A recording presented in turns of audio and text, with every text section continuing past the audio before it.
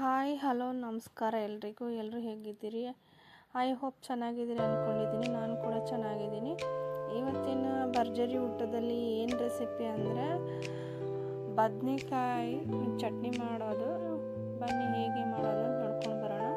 ಮೊದಲಿಗೆ ಶೇಂಗಾವನ್ನು ಎಲ್ಲವನ್ನು ಚೆನ್ನಾಗಿ ಹುರ್ಕೋಬೇಕು. ಶೇಂಗಾ ಆದಮೇಲೆ ನೆಕ್ಸ್ಟ್ ಬದನೆಕಾಯಿನೂ ಕೂಡ ತವ ಮೇಲೆ ಒಂದು ಚಮಚ ಸ್ಪೂನ್ ಹಾಕ್ಕೊಂಡು ಹುರ್ಕೋಬೇಕು. ಬದನೆಕಾಯಿ ಜೊತೆ ಹಸಿಮೆಣ್ಸಿನ್ಕಾಯಿ ಕೂಡ ಒಂದು 8-10 ಎಣ್ಣೆ ಹಾಕ್ಕೊಂಡು ಹುರ್ಕೋಬೇಕು ತವ ಮೇಲೆ. ನೆಕ್ಸ್ಟ್ ಏನಂತಾರೆ ಜೀರಿಗೆನೂ ಹುರ್ಕೋಬೇಕು ಎಣ್ಣೆಯಲ್ಲೇ ಒಂದು ಸ್ವಲ್ಪ, ಭಾಳ ರೋಸ್ಟ್ ಮಾಡಬಾರ್ದು. ಮತ್ತು ರುಚಿಗೆ ತಕ್ಕಷ್ಟು ಉಪ್ಪು, ಅದಕ್ಕೆ ಕೊತ್ತಂಬರಿ, ಪುದೀನ ಒಂದು ಸ್ವಲ್ಪ ಹಾಕಿ ಅರಿಬೇಕು. ಕಲ್ಲಲ್ಲಿ ಹಾಕಿ ಅರಿಬೇಕು. ಇವಾಗ ಬೇಕಿದ್ರೆ 1-2-3 ಎಸಳು ಬೆಳ್ಳುಳ್ಳಿ ಕೂಡ ಆ್ಯಡ್ ಮಾಡ್ಕೋಬೋದು ಇದಕ್ಕೆ. ಶೇಂಗಾ ಚೆನ್ನಾಗಿ ಹರ್ಕೊಂಡಾದ್ಮೇಲೆ ನೆಕ್ಸ್ಟ್ ಅದಕ್ಕೆ ಇವೆಲ್ಲ ಆ್ಯಡ್ ಮಾಡ್ಕೋಬೇಕು. ಹಸಿಮೆಣ್ಸಿನ್ಕಾಯಿ, ಉಪ್ಪು, ಜೀರಿಗೆ, ಕೊತ್ತಂಬರಿ, ಪುದೀನ, ಹುರಿದಿರೋ ಬದನೆಕಾಯಿ. ನಾನು 3 ಬದನೆಕಾಯಿ ತೊಗೊಂಡಿದ್ದೀನಿ. ಇದಕ್ಕೊಂದು ಸ್ವಲ್ಪ ನೀರು ಬೇಕಾದರೂ ಹಾಕೋಬೇಕು. ಒಂದು ಟೇಬಲ್ ಸ್ಪೂನಿಂದ 3-4 ಸ್ಪೂನ್ ಹಾಕಿದರೆ ಸಾಕು. ನಾನು ನೈಟ್ ಮಾಡ್ತಾ ಇರೋದ್ರಿಂದ ಇದು ಚಟ್ನಿ ಮಾರ್ನಿಂಗು ಕೂಡ ಉಳಿಬೇಕಂದ್ರೆ ಅದಕ್ಕೆ ನೀರು ಹಾಕಬಾರ್ದು. ನೀವು ಅವಾಗೇ ತಿಂತೀರಿ ಅಂದರೆ ಅದಕ್ಕೆ ಸ್ವಲ್ಪ ನೀರು ಹಾಕಬೇಕು. ನೀರು ಹಾಕಿದ್ರೆ ಚಟ್ನಿ ಕೆಟ್ಟೋಗುತ್ತೆ. ಅದಕ್ಕೆ ನಾನು ಇಲ್ಲಿ ನೀರು ಹಾಕ್ತಾಯಿಲ್ಲ.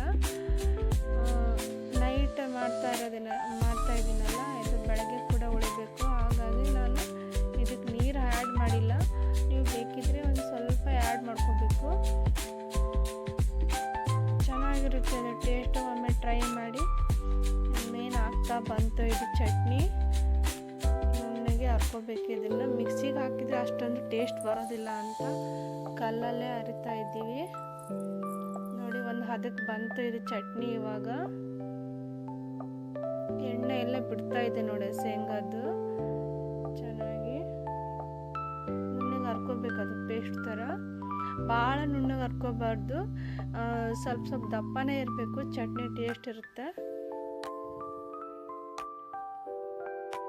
ಒಮ್ಮೆ ಟ್ರೈ ಮಾಡಿ ಕಮೆಂಟ್ ಮಾಡಿ ತಿಳಿಸಿ ಹೇಗಿತ್ತು ಚಟ್ನಿ ಅಂತ.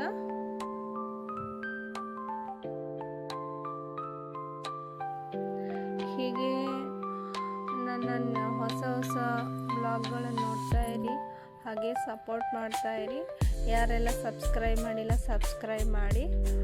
ಇಷ್ಟ ಆದರೆ ಲೈಕ್ ಮಾಡೋದನ್ನು ಮರಿಬೇಡಿ. ಇಷ್ಟೊತ್ತು ನಮ್ಮ ವಿಡಿಯೋ ನೋಡೋದಕ್ಕಾಗಿ ನಾನು ಎಲ್ರಿಗೂ ಧನ್ಯವಾದಗಳನ್ನು ತಿಳಿಸ್ತಾ ಇದ್ದೀನಿ. Thank you once again.